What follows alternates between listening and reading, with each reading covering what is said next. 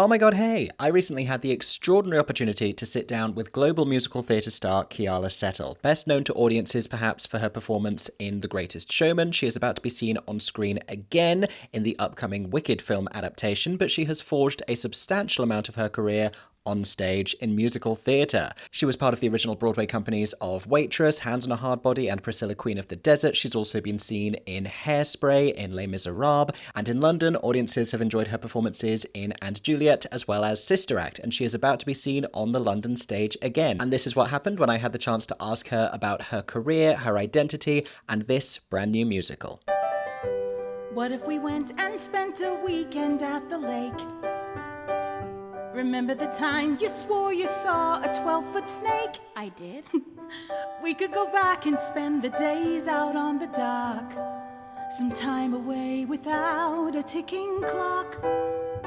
I have to tell you, before we start talking about this amazing show, I have seen you on stage before in Alexandra Palace in the Night of 100 Mama Roses in Gypsy concert. Yes. And I remember they announced the cast, but they didn't announce who was doing what. And so we were looking through, we're like, okay, Melanie LaBarry, Keala. And that was the one thing we know is that Keala is doing Everything's Coming Up Roses. Like, that was... Really? That was for sure. Good for you. I didn't know. It was the first thing that I'd actually done outside of what I just finished a job, and it was the first sort of stage thing that I'd done. And the director was is a very good mate of one of my close friends who I had worked with prior, and is now one of my close mates. And he's just really good at what he does. And that was a beautiful night, and supported by so many women was so inspiring. I mean, God's sake, just Tracy Bennett alone, I was like, Oh, yeah. I mean, we all were in the wings going, it was Tracy and Sally, and we just spent the whole evening in the wings, the rest of us just watching, because it was a masterclass, of how to tell a story. It was brilliant. It was beautiful. But everyone was. It was Rebecca Locke being hilarious. It was Samantha And she was in the middle of a Spiro. show. So she had just come the night before going, I'm going to learn this. I've got it in the bag. And we were all like, you do. We got this, mate. And then the next day, 3 of us got COVID. So it was brilliant. It was absolutely brilliant, but yeah. But it was, and so we assumed, because like vocally, we're like, with the lineup they have, like, Keala's going to do Everything's Coming Up Roses, but it was the scene that you did going into it and the intensity. It was spectacular. It was really fantastic. Oh, bless you. I have had the opportunity to play the role many, many, many years ago at my university in the US, and it was sort of my senior project. And because my mother, bless her, may she rest in peace, is very much that character, I didn't have to go far to sort of do research on what she was talking about in that scene. So that's always been something that I hold very dear to my heart. And now you're back on a London stage, Yes. about to appear at Southwark Playhouse Elephant in Fly More Than You Fall. And there's sort of a maternal connection here as well, isn't there, with the character that you play? Yeah, Dole, I'm the mother. Yeah. I mean, that's how maternal can you get, Dole? But for me, yes, absolutely. And I think all of us in the company, this company is incredible, the ensemble, they're absolutely amazing. And I know most of them, if not all of them, in their lives have experienced grief in some way when they've lost someone or a pet or, an opportunity, but more importantly, a person in their lives. And trying to figure out where all of that love that went and was directed and all of that beautiful energy, where does it go now? And what's so lovely and inspiring about this show is that we're not the only ones. You've probably had it as well. There are other people that are watching and listening that have also gone through it. And it's sort of the first time I've ever seen an actual story on a stage talking about it and the possibilities of what we can do to sort of move on and how we do that. And the fact that we can't move on without each other. Let's keep an open mind of all the things to do. It doesn't matter where we are, as long as I'm with you. Now, we want to talk more about Fly More Than You Fall. Right. But also, I've been so intrigued recently because you have been truly global, performing around the world? Because you've been in Australia doing and Juliet. Now you're in Southwark. You're in New York next spring doing You're in Town with encores, which I can already tell you is going to sound sensational. I'm so excited. Because your voice and that part and that score and that cast. You're so lovely to say that. I'm really excited to go back, if just for a month. Yeah. I'm really grateful to be there. So, yeah. Is that kind of like, would you do Broadway again in a full capacity? Or? Ooh. Depends on the show. Sure. Like if this show, when this show goes to Broadway, I will be there with bells on. Yeah. Do you find a difference in the audience, having now performed 3 continents, 3 countries, do you find differences in the audiences that you play to there? Oh, absolutely. I mean, it's cultural. And to be quite honest, because I already have an Australia, New Zealand background and a British background, and because of where I was raised, an American background, I've had to, just by survival alone, maneuver through all of that, and happy to. I learn about the human condition and the beauty of it and the horror of it all at the same time. But it's all amazing. But they're all different. But what isn't different is that they're all humans. That's what I love about it, and that's why I'm always challenging myself to sort of find the pieces that bring humans together. It doesn't matter where you came from. It doesn't matter how big the theatre is. It doesn't matter how small the theatre is. The story is timeless for everyone, and that's what I love about it. You're sort of this remarkable citizen of the world. Oh, bless you. With this background that you have. And I distinctly remember it was the Manchester concert, the big night of musicals with and Juliet. And you had that little moment of dialogue before the song, and it was the line, something different like, we're too old to play games, Lance. Yes. And the nation collectively went into shock when you came out with this British accent that people didn't know about. That old chestnut. It's what it is, but it is exactly what it is. It's your voice, and now... It's my life. It's who I am. It's who... I'm not going to try and sit here and go, I get to be this, I get to be that. I'm going to be who I am. What anyone else thinks of me is their problem, and it will always be their problem. All I can do is look after myself at every single level. I will never be the same as the person in 2019. I won't be the same person as yesterday. And I hope to Christ you're not the same person. I hope that we all give ourselves the grace and opportunity to evolve into whatever we're becoming every day, because that never stops until we're 6 feet under or burnt to ashes and scattered across the North Sea. That never changes. Well, I hope it doesn't.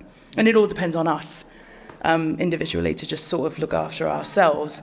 And then when we know we can do that, we can look after each other properly. And we're quite happy to take ownership of you in the UK now and enjoy. As you said, I'm a person of the globe, so it doesn't matter. My home is in me. Yeah. It will always be in me. It's been tattered and torn, and I've had to rebuild it numerous times, but it's always been there. So wherever I go is where I belong, because I belong in here. I assume you also have really great frequent flyer miles. No, because I don't care about that, really. I'm very much a proletariat, and my mates here make fun of me for that. I will take the trains, I will take the buses, I will take the tubes, and they're all like, just get a car. And I'm like, why? The bus stop's right here, it's coming in 3 minutes, it just said. Might as well just get on it, whack my card there, and job done. I'm such a proletariat for that, and I keep getting teased about it non-stop, and I don't care. Speaking of culturally specific audiences, what was your first experience like doing panto, doing your first ever proper British panto for Christmas? I absolutely love doing panto. I wish I had the time to do it again this year. I love that group. They were so incredible to work with, and I'm racking my brain trying to figure it out right now. My memory is so off because I've got lines going through my head.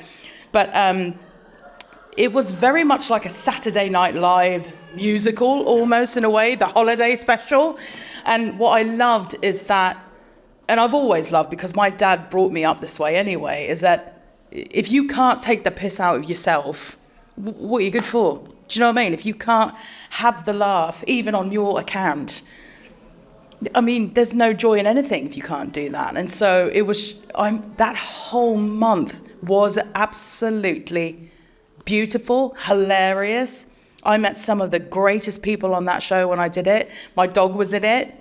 It was such a great experience, and I wish I could do it again this year. I felt so bad about it, but yeah, I'd love to do it again when I've got the time. Absolutely would love to do it again. It's beautiful. It's the essence of who we really are, just having a laugh and understanding you can't really take yourself that seriously ever. And when you are, there's a problem. At least for me anyway, so I've got to put myself in check. A good panto will sort you right out. Absolutely. There's no choice though. You can't hide in a panto. Yeah. And it's so sacred as well because, like, for British audiences, there's a lot of people around the country who don't go to the theatre particularly often, but they will go to the pantomime. And it's a lot of children's and families' first experience of theatre. So it is culturally really important. It's vital. Culturally vital to me. I wish we'd had it growing up in the US, and even in New Zealand we don't have it either. So it's one of those things that it was such an honour and a privilege to be a part of, and to also understand that, again, as you said, all of these children coming into their first panto, and I get to be a part of it. It was very special. It's such a special thing to me, and it's also a lesson for any actor in improv. To just be on your toes. And when you don't know, you can't remember anything, just stay there. Just be in it, because someone will pick it up and you can pick it up from someone else and pick it up. That it's so good for your craft as an actor. And I challenge anyone who's scared of it to do it, because I loved it and I learned a lot. A lot of the young performers, they're brilliant rising stars in this company. I've seen in panto as well. Maddie, I've seen in panto. Yes, and Bessie's going to one this year as well. Same company that I did it with a couple of years ago. So I'm really excited for her to witness the hilariosity and the joy of all of it. Yeah, it's one of those things that you can't really put in a box. It has to be what it is, and you have to be there to appreciate it and witness it and feel everything from it, which is why I think everyone goes there during the holidays, because that's exactly what you want, especially in these bloody times. Yeah. God. One of the things I'm most looking forward to about seeing this show next week is to see yourself on stage, but surrounded by all of this is such a fantastic cast. You have no idea how brilliant this ensemble is. A lot of these young adults, I keep calling them kids, so I'm going to call them young adults because that's what they are. The life that I have lived in the many decades that I've been on this planet, they have lived all of that in the space of 4 years. As much as it breaks my heart, it gives me hope, because they've already gone through like the express line of this is life. So you can't fool them anymore. But there are so many possibilities that we also won't see, because they can see past us and what we've already known, because they're young enough to be prepared for it and ready for anything. And in this play, it's exactly the same. And when we all go through what we go through doing this production, we're there for each other. It's one of the safest spaces I've ever worked in the industry of show business. The safest spaces ever. Everyone makes time and room for when someone's going through it. We take a pause, make sure everyone's checked in if they're okay, and then we carry on every second of every day. And so it's like when you go out into the real world, because we ain't got that. So you kind of just go, I'll have to take that when I go out into the real world. That's all we can do. Because fortunately enough, we come back here and we're at it again, which is so lovely. I don't know what I'm going to do when this show's done. But I know that I've got a proper chosen family in this show. And it fills me with gratitude and love, learning how to love more than I ever thought I could. That's what I've learned being in this show with this ensemble. If that doesn't sell tickets, there you go. Oh, believe me it will, doll. Believe me it will. There's not a single place that we could go that we're not worthy of. I want to see the world with you and be free.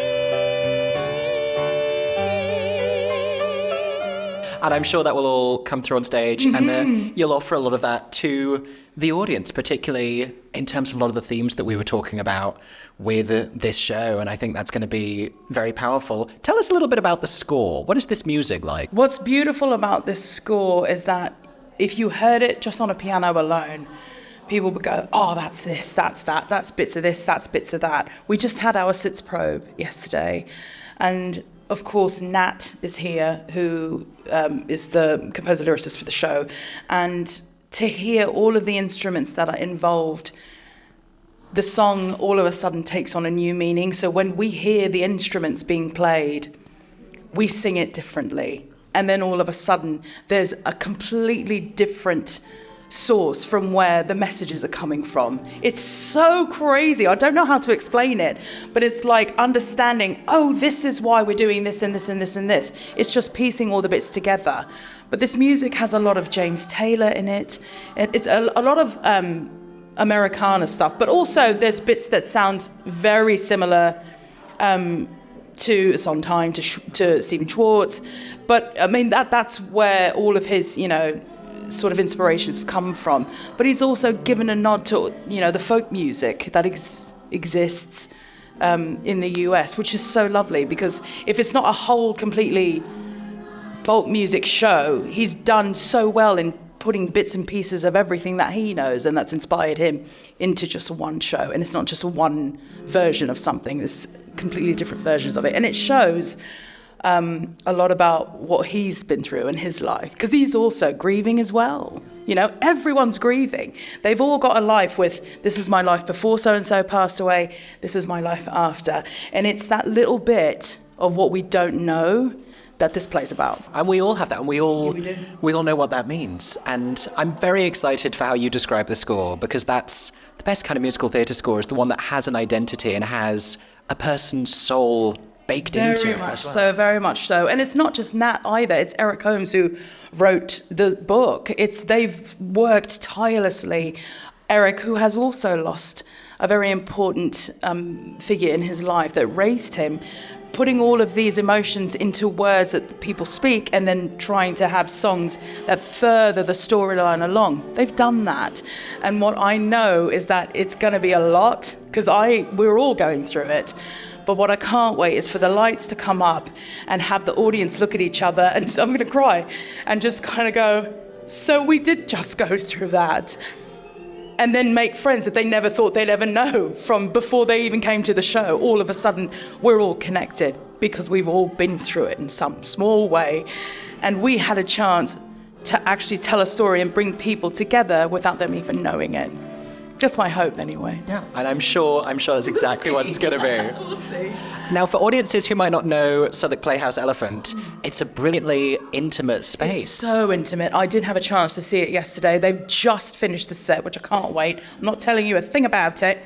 I love a surprise. Absolutely. But the intimacy is so perfect for this first time out for this show, and what we're doing and what we're trying to achieve, and the story that we're trying to convey, because we have to get all of our stuff out of the way in order for us to be true to what's on the pages that we can then give to the audience. And we want to, because it's not only affecting us, we want it to affect the audience as well. So looking beyond Fly Before You Fall, do you have, because you've done a lot of new musicals and new writing and brought that to the stage, do you have sort of conventional theatrical dream roles? Are there things in your mind that, like, at some point you would love to do, or do you just like to be in that realm of creating characters and breathing life into new work? Yeah, it hasn't been made yet.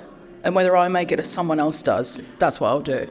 Yeah. People can give you suggestions, I'm sure. I'm sure, but it's already been done. You can only do so many versions. I'm not even going to say it. I'm not going to even touch it. All I'm going to say is, bless them, people have tried, and they've successfully, tried to recreate so many different storylines. We'll put this on it, we'll put 5,000 cameras on it, we'll put puppets up, we'll do, whatever. Everyone's done it, from Warhorse and they're all brilliant and beautiful. But the one I'm going to do isn't there yet. I love your perspective. I want you to go and talk to drama school students around the country.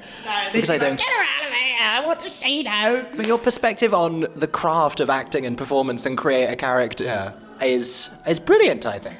I appreciate you saying that, but a lot of it is just a mindset of understanding that the very first thing that has ever been in the forefront for me is the creation of it all. I mean, if I wanted to be rich, doll, I would have learned how to stream shows. Do you know what I mean? I'll be working at Netflix up at the top 1%, but I'm not in it for that.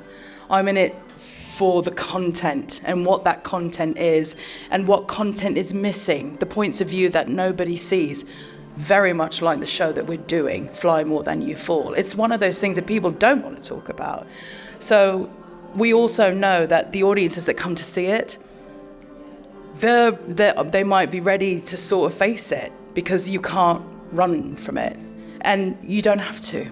I think that's the biggest takeaway, is that you don't have to run anymore. I cannot wait to come and see you in the show. It's so beautiful. I can't wait for anyone and everyone to see it. Amazing. I'm so proud of it. People can get their tickets to come and see Fly Before You Fall at Southwark Playhouse. Elephant, you start previews in about 3 days. October 18th. We'll be there till the 23rd of November. Get your tickets, please. We'll see you there. There you go. Thank you so much for talking to me. Enjoy the rest of your rehearsals. So much. Thank you.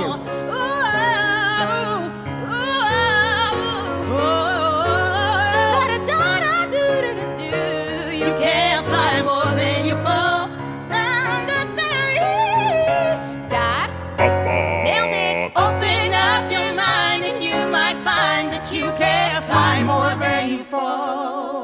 Thank you so much for watching this brand new interview. I hope that you enjoyed. Make sure to comment down below with all of your thoughts, as well as letting me know who you would like me to chat to next. Make sure you get tickets to go and see the show at Southwark Playhouse Elephant, and I hope that everyone is staying safe and that you have a stagey day.